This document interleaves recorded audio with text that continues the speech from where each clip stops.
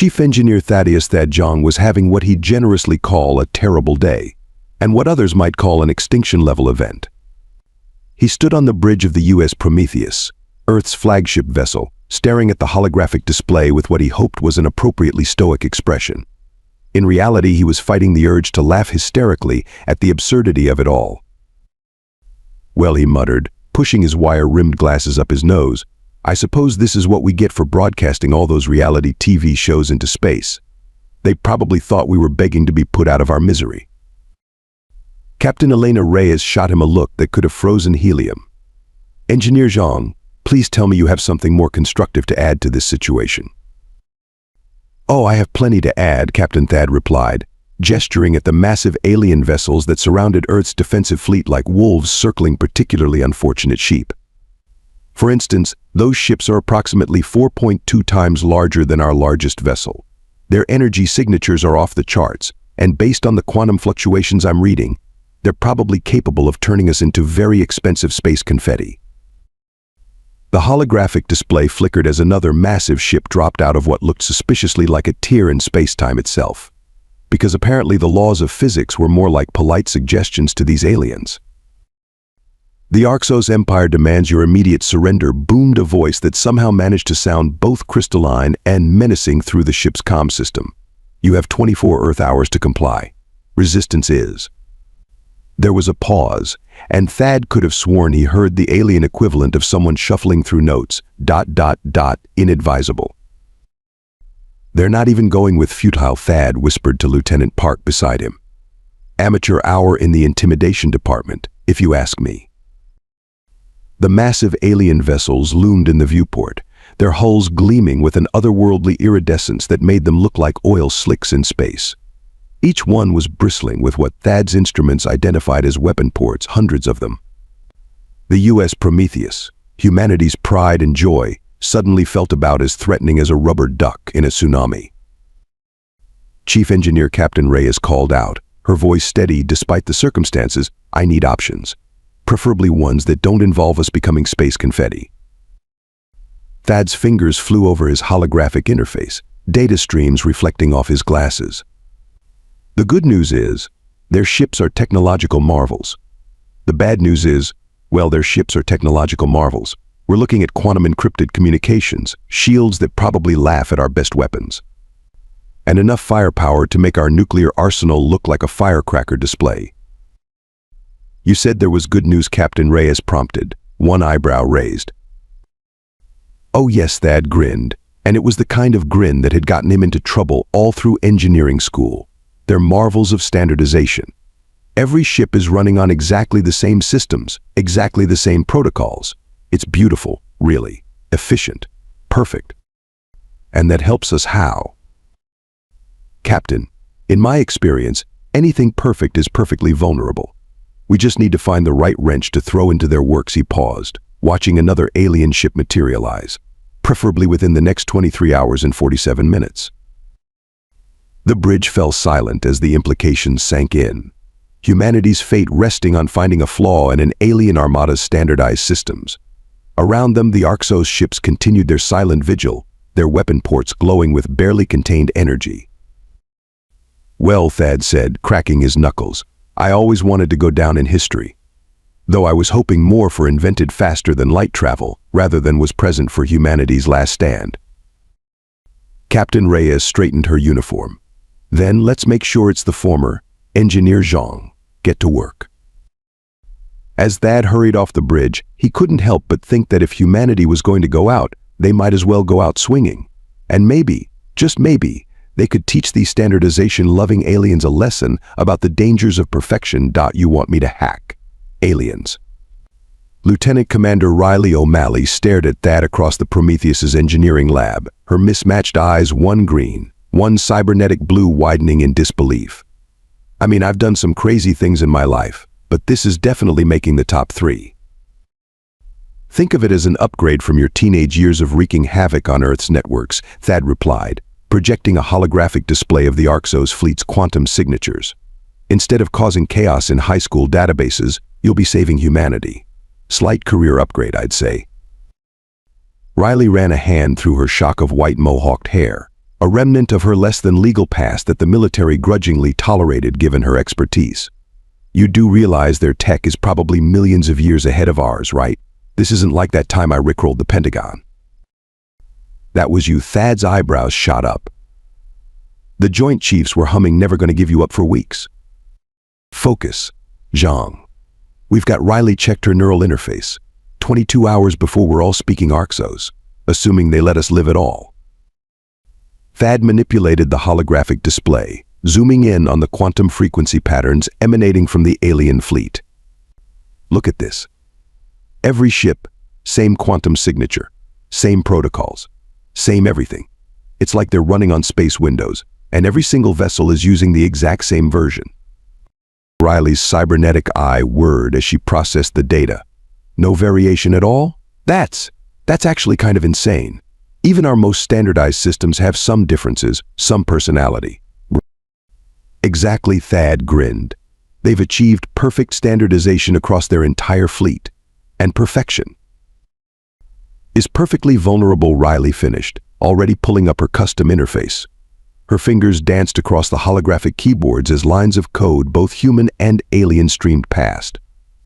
Their quantum network is incredibly advanced, but it's also rigid. No flexibility, no adaptation. It's like they never considered someone might try to break in. Why would they? Thad shrugged. They're probably so far ahead technologically that the idea of a primitive species hacking them never crossed their minds. The door to the lab hissed open as Admiral Chen stormed in, followed by a parade of stern-faced military brass.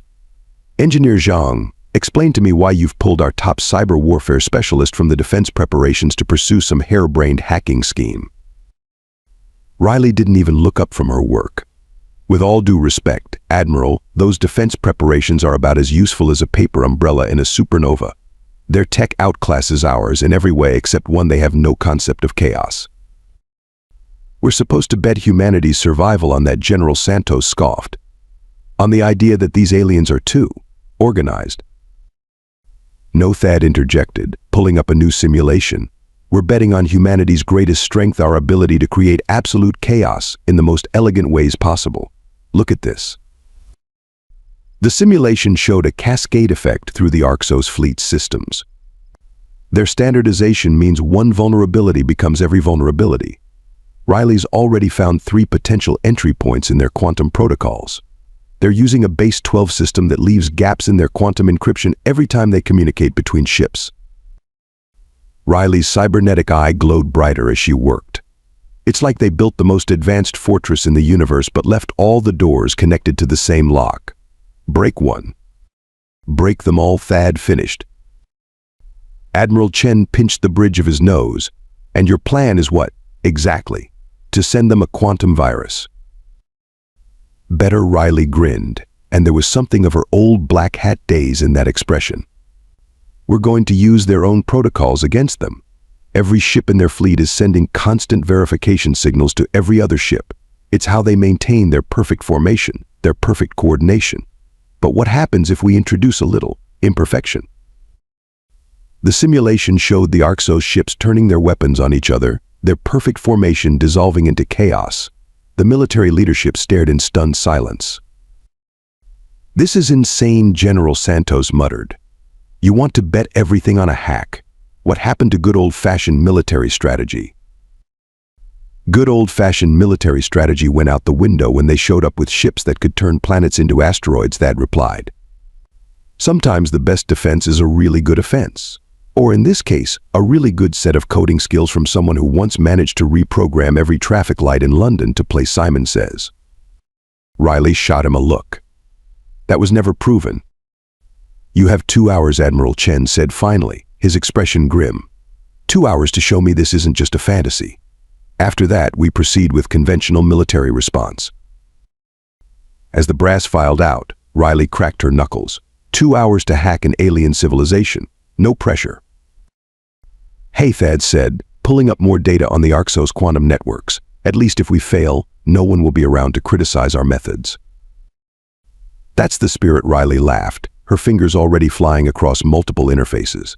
Now, let's show these perfectly organized aliens why humanity's chaos has always been our greatest weapon. Above them, the quantum signatures of the Arxos fleet pulsed in perfect, vulnerable synchronization, unaware that their greatest strength was about to become their greatest weakness. Admiral Chen's conventional military response lasted exactly 6 minutes and 38 seconds. The U.S. Titan, humanity's most advanced destroyer, launched a barrage of quantum-tipped missiles at the nearest Arxos vessel. The alien ship's shields flickered with a beautiful aurora of colors, absorbing the attack like a whale dismissing a guppy's challenge. Then it returned fire. "Well," Thad muttered, watching the Titan's remains drift through space. "At least now we know their weapons can turn our best ablative armor into cosmic dust." He paused, studying the readings. Really sparkly cosmic dust, though. Very festive. Riley didn't look up from her workstation, where alien code streamed past faster than human eyes could track. Her cybernetic eye, however, caught every detail. You know what's really insulting? That ship didn't even use its main weapons. That was their equivalent of a point defense system. The Arxos ships loomed in the viewport, their hulls seeming to bend light itself around them. Each vessel was a masterpiece of engineering, their quantum drives manipulating space-time with the casual ease of someone folding paper. Their weapon systems operated on principles that made Earth's most advanced physics look like cave paintings. Their tech is. It's not just advanced, Thad said, analyzing the data from the brief engagement. It's like comparing a quantum computer to an abacus. They're not even playing the same game. Another Earth vessel, the U.S. Normandy, attempted a stealth approach using their best cloaking technology. The Arxos ships didn't even bother to turn toward it. A subtle ripple in space, and the Normandy's systems went dark, its crew barely managing to eject before their ship imploded. 17 hours left. Admiral Chen's voice crackled over the comm. "Please tell me you two have something better than watching our fleet get swatted like flies." Riley's fingers danced across her interface, lines of code reflecting off her face. "Actually, their complete technological superiority might be exactly what we need. They're so advanced, they've forgotten the basics." "Explain," Chen demanded. Thad moved to Riley's station, studying her work. His eyes widened as he understood. "Oh, that's brilliant. That's absolutely brilliant. They're so focused on quantum encryption and advanced protocols. They've completely ignored primitive signals." Riley finished. "Look at this, their systems are perfect at detecting and blocking quantum-based attacks, advanced AI intrusions, even psychic interference. But when I ping them with a simple radio wave..." She demonstrated, sending out an old-style radio signal. The Arxos ship's sensors didn't even register it. "It's like trying to hack a quantum computer with Morse code," Thad explained, excitement building in his voice. "They're so evolved, they've literally forgotten that simpler technologies exist. Their filters don't even acknowledge the signals." On the main screen, another Earth vessel fell to the Arxos' overwhelming firepower. The alien ships moved with perfect precision, their formations mathematical in their elegance. Every movement, every response was coordinated through their quantum network. "But here's the beautiful part," Riley continued, pulling up a diagram of the Arxos network architecture. "Their standardization obsession goes way deeper than we thought. They don't just use the same systems, they use the same exact code. No variations, no patches, no updates. It's like they found perfection and froze it in place." Thad leaned in, adjusting his glasses. "And you found a way in?" Better Riley's grin was positively predatory. "I found out why they standardized everything. Their quantum systems are so complex, so interconnected, that even tiny variations can cause cascade failures. They're not standardized because they want to be. They're standardized because they have to be." The lab's displays filled with data as Riley demonstrated her discovery. She sent a simple, primitive radio signal encoded with a pattern that would have been outdated on Earth centuries ago. The signal slipped through the Arxos' quantum defenses like a ghost through walls. When it hit their systems, tiny discrepancies began to appear in their perfect coordination. Holy, Thad breathed, watching the effects ripple through the alien fleet. "It's like introducing a single wrong note into a perfect symphony." "Exactly," Riley nodded. "Their systems are so advanced, so perfect, they've become brittle. They can handle any sophisticated attack, but throw something simple enough at them." An alarm blared as the Arxos ships suddenly shifted formation. Their weapons charged, energy readings spiking off the charts. They've detected the intrusion. Admiral Chen's voice was tense. Whatever you're doing, do it faster. They're preparing to end this. Riley's fingers flew across her interface. That's not the problem. I can get in. I can even spread the disruption through their whole fleet. But their failsafes are kicking in too quickly. We need something bigger, something their systems can't automatically correct. Thad stared at the alien ships, their perfect formations, their overwhelming power. Then he started laughing. I know that laugh, Riley said, not looking up from her work. That's your I'm about to suggest something incredibly stupid that might actually work laugh. What if Thad said, pulling up Earth's old communication protocols, we don't just send them one wrong note. What if we send them every wrong note, all at once? Riley's cybernetic eye whirred as she processed the implication. You want to hit them with everything. Thad confirmed. AM radio, FM radio, shortwave, longwave, UHF, VHF. VHF. Hell, let's throw in some 56,000 modem sounds for nostalgia's sake. Their systems are so focused on perfection, on handling advanced threats. What happens if we flood them with every primitive signal humanity has ever used? That's Riley's hands paused above her interface. That's either genius or the last mistake humanity will ever make. Above them, the Arxos ships began to move into their final attack position. Their weapon ports glowed with enough power to reduce Earth to atoms. Well, Thad said, already beginning to compile humanity's communication history, we were going to die anyway. Might as well go out giving the most advanced civilization in the galaxy a crash course in Information Technology 101. Riley's fingers resumed their dance across the interface, but now she was smiling. You know what the really funny part is? If this works, we'll have saved humanity with the digital equivalent of throwing rocks at a quantum computer. Sometimes, Thad replied, watching the energy readings from the alien fleet continue to climb, the oldest solutions are the best ones. They had 15 hours left to either save humanity or give the Arxos Empire a lesson in why sometimes perfection isn't all it's cracked up to be. Ladies and gentlemen, Riley announced to the cramped engineering lab, now filled with every programmer and engineer they could find, welcome to Operation Digital Stone Age. Thad stood before a massive display showing their cobbled-together arsenal of technological antiquities. What you're looking at is arguably the most comprehensive collection of obsolete communication protocols ever assembled. Everything from Morse code to dial-up internet handshakes. Don't forget the Nokia ringtone someone called from the back. Oh, we've got those too, Riley grinned. Along with fax machine signals, pager protocols, and my personal favorite, the entire collection of AOL dial-up sounds. The Arxos fleet hung in space like a sword of Damocles, their ships still pulsing with enough energy to vaporize continents. They'd been broadcasting the same message on repeat for the past hour. Your resistance is noted. Prepare for immediate termination.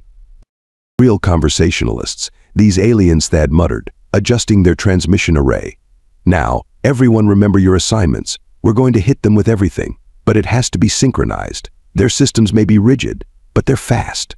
We get one shot at this. Riley's cybernetic eye glowed as she coordinated the attack. Think of it like trying to crash the world's most advanced computer by making it try to run every outdated program simultaneously. Their quantum systems are so focused on perfection, on handling advanced threats, they have no protocols for dealing with primitive technology. Team 1, you're handling pre-1950s signals, Thad directed. Team 2, you've got the golden age of radio. Team 3, early digital. Team 4, you're on the greatest hits of terrible internet connections, and remember, make it messy. The more chaotic, the better. On the main screen, the Arxos ships began their final attack formation. Their weapon ports glowed with an intensity that made the sensors scream in protest. 5 minutes to optimal firing position. Admiral Chen's voice crackled over the comm. Whatever you're going to do. Beginning transmission, Riley announced, her fingers flying across multiple interfaces. Phase 1 launching the dinosaurs. The first wave hit the Arxos fleet, a barrage of Morse code, analog radio signals, and early television broadcasts. The alien ships didn't react at first, their advanced sensors completely blind to such primitive communications. Phase 2, Thad called out. Let's show them the golden age of human communication chaos. The second wave went out a cacophony of AM/FM signals, early satellite communications, and the first clumsy attempts at digital broadcasting. On the monitors, tiny fluctuations began appearing in the Arxos's perfect formation.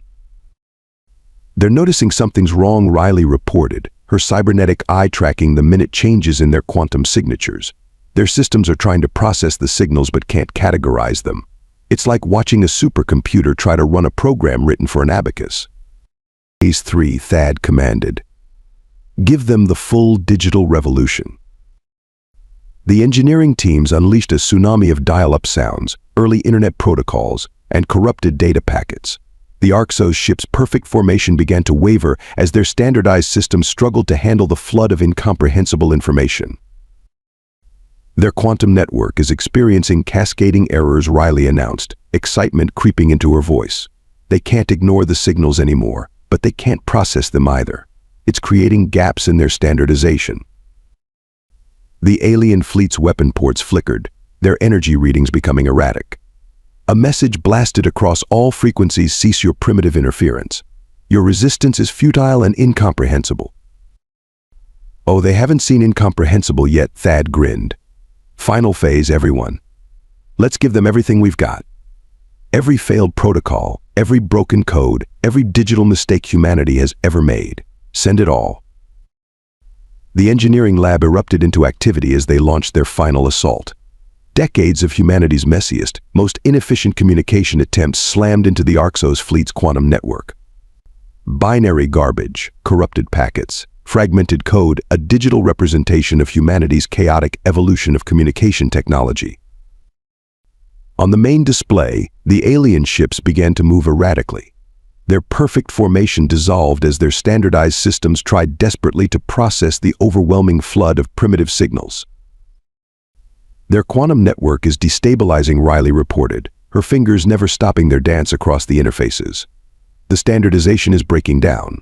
Each ship is trying to compensate differently, creating even more chaos in their system." "Keep pushing," Thad ordered, watching the energy readings from the alien weapons fluctuate wildly. "Don't let up. They're about to hit their breaking point." The Arxos ship's movements became increasingly erratic, their weapons powering up and down randomly. Another message blasted across space, this one broken and distorted what? How? Primitive signals. Impossible. "Impossible," Riley laughed, launching another wave of digital chaos. "Welcome to humanity, where we turn technological evolution into an art form. Here's every mistake we made along the way." The alien fleet's perfect quantum network, designed to handle the most advanced technology in the galaxy, began to crack under the weight of humanity's accumulated communication history. Their ships drifted out of formation, their weapons systems cycling randomly as their standardized protocols fell apart. "They're trying to reboot their systems," Thad observed, watching the readings, "but they can't synchronize anymore. Every ship is responding differently to the signals." The lab held its breath as they watched their plan unfold. They had turned humanity's primitive past into a weapon against an advanced alien civilization. Now, they just had to hope it would be enough to save their future. "1 minute to optimal firing position," Admiral Chen's voice reminded them. "Make it count." The fate of humanity hung in the balance as their digital arsenal of antiquated technology continued to assault the most advanced fleet in the galaxy. Sometimes, Thad thought, watching the chaos unfold, the best way to fight the future was with the past. 3 days after what historians would later call the Great Digital Downgrade. Thad and Riley stood in the Prometheus's observation deck, watching the Arxos ships being escorted by Earth's significantly smaller fleet. The once mighty alien vessels now moved with all the grace of teenagers learning to drive stick shift. "You know what's funny?" Thad mused, adjusting his perpetually sliding glasses. "Their ships are still more advanced than ours. They just can't use 90% of their systems because they can't risk reconnecting to their quantum network." Riley nodded, her cybernetic eye tracking the erratic movements of the alien fleet. "Turns out having every ship running the exact same perfect system isn't so perfect when that system gets corrupted by humanity's greatest hits of technological growing pains." The surrender negotiations had been surprisingly brief. As it turned out, An advanced civilization reduced to operating their ships on emergency backup systems was quite motivated to avoid further conflict, especially when those emergency systems were the equivalent of what humanity had been successfully using for decades. Did you see their faces when we presented our terms? Riley grinned. I didn't even know aliens could look that offended. Well, we did demand they create some variety in their systems, Thad chuckled. Imagine telling the most advanced civilization in the galaxy that they need to be less perfect. The terms had been simple. The Arxos would maintain peaceful relations with Earth, share some of their non-military technology, and most importantly, implement variation in their standardization practices. Humanity, in return, promised never to unleash their archive of primitive protocols on them again. The best part, Riley said, watching an Arxos ship attempt a rather ungraceful turn, is that they're probably going to spend the next century trying to figure out how to defend against an attack that won't work anymore once they actually implement the changes we demanded. Thad laughed. So we won by forcing them to do what they needed to do anyway. That's almost poetic.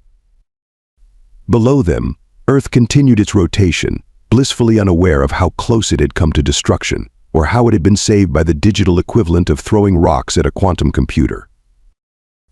You know what this really proves? Riley asked, her mismatched eyes reflecting the stars. That humanity's greatest strength isn't our technology, or our weapons, or even our determination. It's our messiness, our chaos, our ability to look at perfection and say, yeah, but what if we did it wrong on purpose? Here's to doing it wrong. Thad raised his coffee mug in a toast. May we never become too perfect to appreciate the beauty of a good mistake.